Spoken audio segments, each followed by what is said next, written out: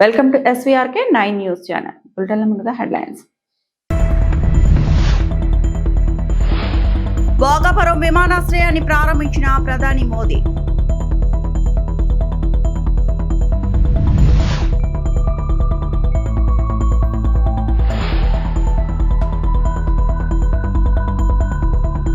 ఉత్తరాంధ్రకు కొత్త చరిత్ర, ఏపీ సీఎం చంద్రబాబు.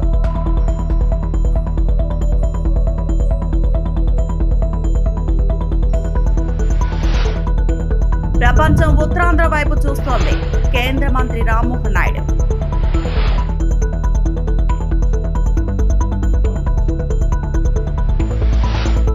అల్లూరి సీతారామరాజు అంతర్జాతీయ విమానాశ్రయాన్ని ప్రధానమంత్రి నరేంద్ర మోదీ ప్రారంభించారు. ఈ కార్యక్రమంలో governor justice Nazeer, CM Chandrababu, deputy CM Pawan Kalyan, Nara Lokesh, కేంద్ర మంత్రి రామ్మోహన్ నాయుడు తదితరులు పాల్గొన్నారు. ఈ సందర్భంగా టెర్మినల్ భవనం ఆధునిక సదుపాయాలను ప్రధాని పరిశీలించారు. టెర్మినల్ సందర్శనలో భాగంగా చెక్ ఇన్ హాల్, విమానాశ్రయ రూపకల్పన, సాంకేతిక ప్రత్యేకతలను ప్రధాని మోదీకి GMR సంస్థ ప్రతినిధులు వివరించారు. आर्टिफिशियल इंटेलिजेंस आधारित जो इसकी प्रबंधन प्रणाली है, तो प्रधानमंत्री नरेंद्र मोदी भोगपुरम एयरपोर्ट पहुंचे हैं और कैसे ये एयरपोर्ट जो है वो आधुनिकता की मिसाल पेश कर रहा है, टूरिज्म के लिहाज से आर्थिक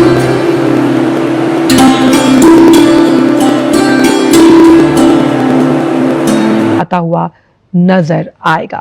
और क्योंकि ग्रीनफील्ड एयरपोर्ट है, ग्रीन एविएशन हब की अगर बात करें तो यहाँ की जो ऊर्जा कुशल प्रणाली है वो 5 मेगावाट सौर ऊर्जा संयंत्र है। साथ ही साथ स्मार्ट बिल्डिंग की प्रबंधन प्रणाली इसकी है। साथ ही साथ प्रभावी अपशिष्ट प्रबंधन पहल, इलेक्ट्रॉनिक वाहन को चार्जिंग करने की सुविधा यहाँ पर मौजूद है।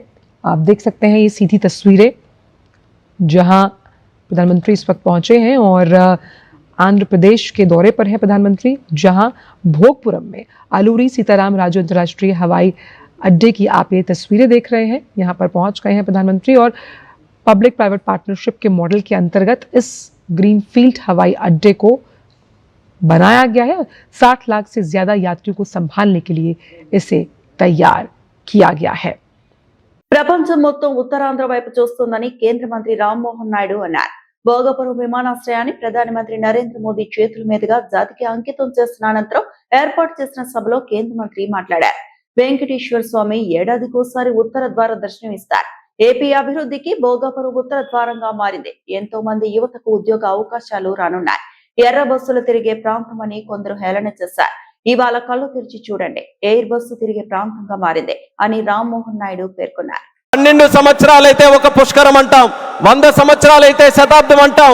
అలాంటిది యుగానికి ఒక్కసారి వచ్చేటటువంటి కార్యక్రమం అల్లూరి సీతారామరాజు విమానాశ్రయం ప్రారంభోత్సవ కార్యక్రమం అని గర్వంగా ఈ ఉత్తరాంధ్ర బిడ్డగా, మీతో పాటు ఇక్కడ పుట్టినటువంటి వ్యక్తిగా, కింజరాపు ఎర్రన్నాయుడు గారి తాలూకా బిడ్డగా ఈ రోజు గర్వంగా ఉందని కూడా ఈ సందర్భంగా తెలియజేసుకుంటున్నాను.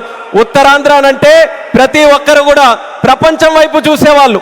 మనకి పని కావాలన్నా, మనకి ఏ అవకాశం కావాలన్నా, మనకి పొట్ట గడవాలన్నా, ఏ కార్యక్రమం చేయాలన్నా సరే ఉత్తరాంధ్ర అంతా కూడా ప్రపంచం వైపు చూసేది. కానీ ఈ రోజు మన భోగాపురం ఎయిర్పోర్ట్ చూసిన తర్వాత ప్రపంచం ఉత్తరాంధ్ర వైపు చూస్తుందన్నది గర్వంగా మన అందరం కూడా తెలియజేసుకోవాలి. అవకాశాల నిధిగా భోగాపురం విమానాశ్రయం మన ప్రధానమంత్రి గారి చేతుల మీదుగా ఈ రోజు ప్రారంభోత్సవం కానుంది.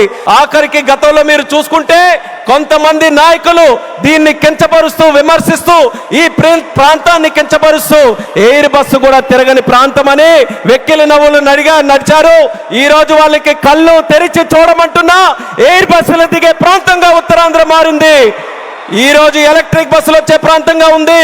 రేపు పెద్ద పెద్ద కంపెనీలనంటే దేశంలో ఉన్న కంపెనీలు కాదు, అంతర్జాతీయంగా ఉన్న కంపెనీలన్నీ కూడా మన భారతదేశంలో, మన ఆంధ్రప్రదేశ్ లో, మన ఉత్తరాంధ్ర ప్రాంతానికి రాబోతున్నాయి. ఏపీ అభివృద్ధిలో ఇవాళ కీలకమైన రోజు. స్వర్ణాంధ్రప్రదేశ్ విజన్ కు ఇది శుభ దినమని ప్రధాని నరేంద్ర మోదీ అన్నారు. భోగాపురంలో నూతనంగా నిర్మించిన అల్లూరి సీతారామరాజు అంతర్జాతీయ విమానాశ్రయాన్ని ప్రధాని జాతికి అంకితం చేశారు. 18,000 కోట్ల విలువైన ప్రాజెక్టులకు శంకుస్థాపనలు, ప్రారంభోత్సవాలు చేశారు. ఈ సందర్భంగా ఏర్పాటు చేసిన సభలో ప్రధానమంత్రి మాట్లాడారు.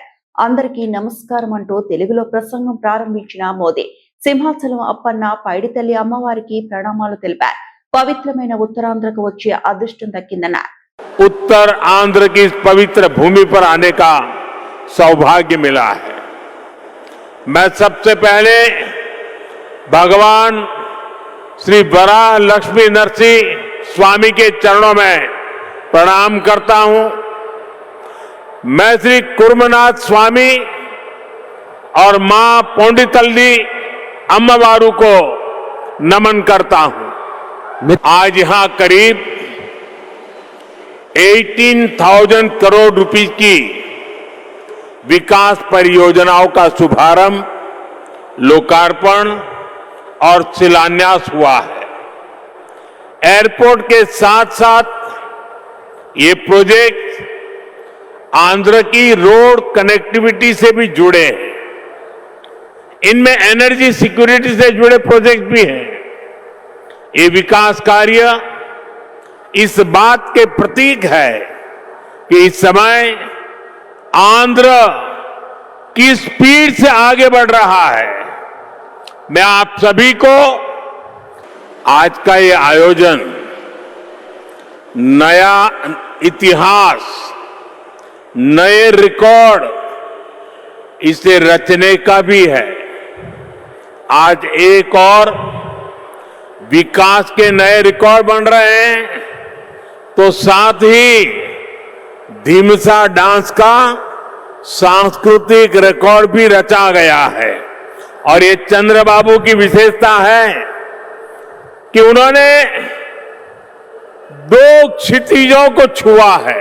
అల్లూరి సీతారామరాజు అంతర్జాతీయ విమానాశ్రయం ఏర్పాటుతో ఉత్తరాంధ్ర కొత్త చరిత్రకు నాంది పలికిందని ముఖ్యమంత్రి చంద్రబాబు అన్నారు. భోగాపురం ఎయిర్పోర్ట్ ను ప్రధాని మోదీ జాతికి అంకితం చేసిన అనంతరం ఏర్పాటు చేసిన బహిరంగ సభలో సీఎం మాట్లాడారు. ఉత్తరాంధ్ర శక్తికి నిదర్శనం ఈ ఎయిర్పోర్ట్. భూములిచ్చిన రైతులకు పాదాభివందనం చేస్తున్న ఉత్తరాంధ్ర వాసి జిఎంఆర్ఏ ఈ ఎయిర్పోర్ట్ నిర్మించారు. తొలి అడుగు వేసిన అశోక్ గజపతిరాజు నిర్మాణం పూర్తి చేసే బాధ్యత తీసుకున్న రామ్మోహన్ ఇక్కడి వారే. భోగాపురం ఎయిర్పోర్ట్ కు నాడు కొబ్బరికాయ కొట్టింది మనమే, నేడు గుమ్మడికాయ కొట్టింది మనమే. కొత్త ఎయిర్పోర్టు మన్యం వీరుడు అల్లూరి సీతారామరాజు పేరు పెట్టుకున్నాం. పేరు తలుచుకుంటేనే గుండె ఉప్పొంగుతుంది. గిరిజనులతో కలిసి ఆయన చేసిన స్వాతంత్ర పోరాటం దేశం ఎప్పటికీ మరిచిపోదు. ఉత్తరాంధ్ర శక్తికి నిదర్శనం ఈ ఎయిర్పోర్టు. ఎందుకంటే ఈ ఎయిర్పోర్ట్ నిర్మించింది ఎవరో కాదు, ఉత్తరాంధ్ర వాసి జిఎంఆర్, ఈ ప్రాంత వాసి. ఇంకొక పక్క దీనికి తొలి అడుగు వేసిన అశోక్ గజపతి రాజు ఇక్కడి వారే. ఏవియేషన్ మంత్రిగా నిర్మాణం పూర్తి చేసే బాధ్యత తీసుకున్న రామ్మోహన్ నాయుడుది కూడా ఉత్తరాంధ్రనే. ఇది ఉత్తరాంధ్ర సత్తా అని మరొక్కసారి మీ అందరికీ విజ్ఞప్తి చేస్తున్నాను. ఈరోజు ఉత్తరాంధ్ర దశ దిశ మార్చి కీలక ప్రాజెక్టు ప్రారంభానికి వచ్చిన మోడీ గారికి మనస్ఫూర్తిగా ధన్యవాదాలు. ఈరోజు మనందరం గుర్తుపెట్టుకోవాలి, వెంటిలేటర్ పైనున్న ఆంధ్రప్రదేశ్కి ఆక్సిజన్ ఇచ్చి ఈరోజు నిలబెట్టిన వ్యక్తి నరేంద్ర మోడీ గారు. 2027 భోగాపురంలో చెప్తున్నాను, పోలవరాన్ని పూర్తి చేసి మన ప్రధాని చేతుల మీద జాతికి అంకితం చేస్తామని హామీ ఇస్తున్నాం. 2028 అమరావతి మొదటి దశ పనులన్నీ పూర్తి చేసి మన ప్రధానమంత్రి నరేంద్ర మోడీ గారి చేతుల మీదుగా ప్రారంభిస్తామని మీ అందరికీ హామీ ఇస్తున్నాను. దీనికి మనందరం థ్యాంక్స్ చెప్పాలనా లేదా అని అడుగుతున్నా. భోగాపురానికి నాడు కొబ్బరికాయ కొట్టింది మనమే, నేడు గుమ్మడికాయ కట్టింది మనమే. గుర్తుపెట్టుకోమని కోరుతున్నాను. ఈ 2 ఏళ్లలో ప్రధానమంత్రి గారి సహకారంతో గోదావరి పోల వంశధారిని అనుసంధానం చేసే బాధ్యత తీసుకుంటాం. 140 కోట్ల మంది ప్రజల ఆకాంక్షలను ప్రధాని మోదీ సాకారం చేస్తున్నారని AP deputy CM Pawan Kalyan అన్నారు. భోగాపురం అంతర్జాతీయ విమానాశ్రయాన్ని ప్రధాని మోదీ జాతికి అంకితం చేసిన సందర్భంగా ఏర్పాటు చేసిన బహిరంగ సభలో పవన్ కళ్యాణ్ మాట్లాడారు. ఈ రోజు మన గౌరవ ప్రధానమంత్రి శ్రీ నరేంద్ర మోదీ గారి చేతుల మీదుగా అల్లూరి సీతారామరాజు అంతర్జాతీయ విమానాశ్రయానికి జాతికి దీనిని అంకితం చేయటం ఆంధ్రప్రదేశ్ అభివృద్ధి ప్రస్థానంలో ఒక నూతన అధ్యాయానికి నాంది పలుకుతుంది. మోదీ గారి నాయకత్వంలో ఈరోజు 17,435 కోట్ల విలువైన అభివృద్ధి కార్యక్రమాలు ప్రజలకి అంకితం కావడం, అలాగే national highway projects, energy infrastructure ప్రాజెక్టులో ప్రారంభోత్సవాలు, శంకుస్థాపనలు జరగడం మన రాష్ట్ర అభివృద్ధిలో చాలా కీలకమైన ఘట్టం. ఈ ప్రాజెక్ట్స్ కనెక్టివిటీని బలోపేతం చేయడం కాదు, ఎనర్జీ సెక్యూరిటీని పెంచి ఇండస్ట్రియల్ గ్రోత్కి మరింత వేగాన్ని అందించి యువతకి ఉపాధి అవకాశాలు మెరుగుపరిచి ఆంధ్రప్రదేశ్ని మరింత వేగంగా అభివృద్ధి పదంలో ముందుకు నడిపిస్తాయి. ఒక దేశం కేవలం ప్రకటనతో అభివృద్ధి చెందదు, ప్రజల కళల సాకారం అయ్యే మౌలిక సదుపాయాలతో అభివృద్ధి చెందుతుంది. So Honorable Modi ji, your vision of Vikasit Bharat and Atmanirbhar Bharat is transforming the nation across every sector, from highways to railways, from ports to airports, from digital infrastructure to defense, manufacturing and renewable energy. చరిత్ర కేవలం మన నిర్మించిన కట్టడాలను మాత్రమే గుర్తుంచుకోదు, వాటి ద్వారా నిర్మితమైన భవిష్యత్తుని గుర్తుంచుకుంటుంది. ఈ విషయం మీ నాయకత్వంలో ఆంధ్రప్రదేశ్కి లభిస్తున్న అభివృద్ధిలో చాలా చాలా స్పష్టంగా కనిపిస్తాం. ఇదివరకే విశాఖపట్నంలో 2 లక్షల కోట్ల పైగా పెట్టుబడులు, అందులో నిజంగా ఆయన జంతర్ మంత్రులు అన్ని మాట్లాడుతూ ఉంటే నేను ఈ రోజున ప్రధానమంత్రి గారికి ఒకటే ఇస్తున్నాను, మిమ్మల్ని కొట్టే నాయకుడు లేడు ఈ భారతదేశంలో. రాబోడు. ఇక్కడ మీరు పడ్డ శ్రమ, మీరు పడ్డ కష్టం ఎవరు తీసుకోలేరు. ఎన్ని బాధలు పడ్డా, ఎన్ని దెబ్బలు తిన్నా ఈరోజు మనం గర్వంగా చెప్పుకుంటున్నాం. మన ఉత్తరాంధ్రకి ఎయిర్పోర్ట్లు వచ్చినాయి, ఇన్ని లక్షల పెట్టుబడులు వచ్చింది ఆంధ్రప్రదేశ్కి. కానీ ఇవన్నీ తట్టుకొని చెయ్యాలి అంటే 144 కోట్ల తాలూకు ప్రజల ఆకాంక్షల్ని ఎంతోమంది వెనక్కి లాగుతున్నా, ఒకళ్ళు ముందుకు తీసుకెళ్లాలంటే ఎంతమంది తిడుతున్నా, విమర్శిస్తున్నా తీసుకెళ్తున్నారంటే ఒకే ఒక్క నాయకుడు ప్రధానమంత్రి శ్రీ నరేంద్ర మోదీ గారు. నేను ఎందుకు తపన పడ్డాను, నేను అలయన్స్ కోసం ఎందుకు తపన పడ్డాను, మీ నాయకత్వం మాకు కావాలి ఎందుకు తపన పడ్డానంటే, ఈరోజు ఎయిర్పోర్ట్ ఆపేశారు. ఒక చిన్నపాటి ఎర్ర బస్సు కూడా రాని చోట ఎయిర్పోర్ట్ అవసరం లేదన్న వ్యక్తులకి సమాధానం ఇదే. ఇన్ని వేల మందికి ఇన్ని వేల కోట్ల పెట్టుబడి వచ్చింది అంటే ఆశీస్సులు కావాలంటే, దేశం కోసం నిలబడే నాయకుడికి మన అండగా ఉంటే ఏం జరుగుద్ది అంటానికే ఈ భోగాపురం ఎయిర్పోర్ట్ ఈ రోజు ప్రారంభోత్సవం నిలువెత్తు నిదర్శనం. ముఖ్యంగా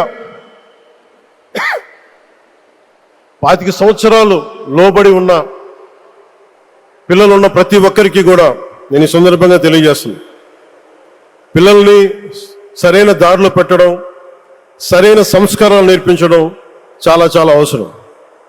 ఈరోజు పొద్దున్నే ప్రధానమంత్రి గారి స్టేట్మెంట్ చూశాను. ఆయన తిట్టిన, ఎన్ని దూషించారో వారిని కూడా పెద్ద మనసుతోటి క్షమించారు ఆయన. అలాంటి ప్రధానమంత్రి గారికి మీ పాదాలకు నేను నమస్కారం తెలియజేస్తున్నాను. ఎర్ర బస్సు రాని ఊరికి ఎయిర్పోర్ట్ అవసరమా అని కొందరు అన్నారు. ఉత్తరాంధ్రను తక్కువగా అంచనా వేసి ఇక్కడ ప్రజలను అవమానించిన వారికి ఈ రోజు దిమ్మ తిరిగే సమాధానమే అల్లూరి సీతారామరాజు అంతర్జాతీయ విమానాశ్రయ ప్రారంభోత్సవం అని ఏపీ మంత్రి నారా లోకేష్ అన్నారు. ఎర్ర బస్సు రాదు అన్న చోటికి ఎయిర్పోర్ట్ వచ్చింది, ఎయిర్ బస్ వచ్చింది. ఇది ఉత్తరాంధ్ర దెబ్బ, అర్థమైందా రాజా అంటూ లోకేష్ ఉత్తేజభరితంగా ప్రసంగించారు. భోగాపురం ఎయిర్పోర్ట్ ప్రారంభోత్సవం సందర్భంగా ఏర్పాటు చేసిన సభలో ప్రధాని మోదీ, ఏపీ ముఖ్యమంత్రి చంద్రబాబు నాయుడు, ఉప ముఖ్యమంత్రి పవన్ కళ్యాణ్ తో కలిసి మంత్రి లోకేష్ పాల్గొన్నారు. ఎర్ర బస్సు రాని ఊరికి ఎయిర్పోర్ట్ అవసరమా అని కొంతమంది అన్నారు. ఉత్తరాంధ్రాని తక్కువ చూశారు, ఉత్తరాంధ్ర ప్రజల్ని అవమానించారు. వాళ్ళకి నేను ఈరోజు సమాధానం చెప్తున్నాను. ఎర్ర బస్సు రాదన్న చోట ఎయిర్పోర్ట్ వచ్చింది, ఎర్ర బస్సు రాదన్న చోట ఎయిర్ బస్ వచ్చింది, ఎర్ర బస్సు రాదన్న చోట మన నమో గారు వచ్చారు. ఇదే మన ఉత్తరాంధ్ర దెబ్బ. అర్థమైందా రాజా? స్వాతంత్రం కోసం పోరాడిన వీరుడు అల్లూరి సీతారామరాజు గారు నడియాడిన గొప్ప ప్రాంతం ఉత్తరాంధ్ర. ఈ రోజు నుంచి ఈ నేల చరిత్ర, పౌరుషం ప్రపంచం మొత్తానికి తెలుస్తుంది. ఈరోజు కేవలం ఒక ఎయిర్పోర్ట్ ప్రారంభం మాత్రమే కాదు, మన నమో గారి వికసిత్ భారత్, మన సిబిఎన్ గారి విజన్ కలయిక ఈ రోజు ఉత్తరాంధ్ర భవిష్యత్తు మారే రోజు, ఆంధ్రప్రదేశ్ అభివృద్ధిలో దూసుకుని వెళ్లే రోజు. ఈ నేలకు స్వాతంత్రం తెచ్చింది అల్లూరి సీతారామరాజు గారు అవుతే, ఉత్తరాంధ్ర కళలకు రెక్కలిచ్చింది గౌరవ ప్రధానమంత్రి శ్రీ నరేంద్ర మోడీ గారు. కూటమి ప్రభుత్వం ప్రతిష్టాత్మకంగా అందిస్తున్న సామాజిక పెన్షన్ల పంపిణీ కార్యక్రమం తిరుపతి నగరంలో శనివారం ఉత్సాహంగా సాగింది. తిరుపతి 10వ క్లస్టర్ పరిధిలోని 42వ డివిజన్ సూరయ్య కట్టలో పింఛన్ల పంపిణీ కార్యక్రమాన్ని ఘనంగా చేపట్టారు. ఈ కార్యక్రమంలో తిరుపతి నియోజకవర్గం TDP incharge JB Srinivas, Tirupati MLA Arani Srinivasulu, TUDA chairman Diwakar Reddy, Yadav corporation chairman Narasimha Yadav, AP greening and beautification corporation chairman Sugunamma, రాష్ట్ర కార్యదర్శి డాక్టర్ చందన స్రవంతి, తాతయ్యగుంట చైర్మన్ మహేష్ యాదవ్, మాజీ deputy mayor RC Munikrishna, TDP senior నాయకులు మన్యం శ్రీనివాసులు, తిరుపతి నగరపాలక సంస్థ కమిషనర్ శారదాదేవి, జనసేన నాయకులు మునస్వామి, బీజేపీ నాయకులు వరప్రసాద్ తదితరులు పాల్గొన్నారు. కూటమి నాయకులు లబ్ధిదారులకు స్వయంగా పింఛన్ అందజేసి వారి యోగక్షేమాలను అడిగి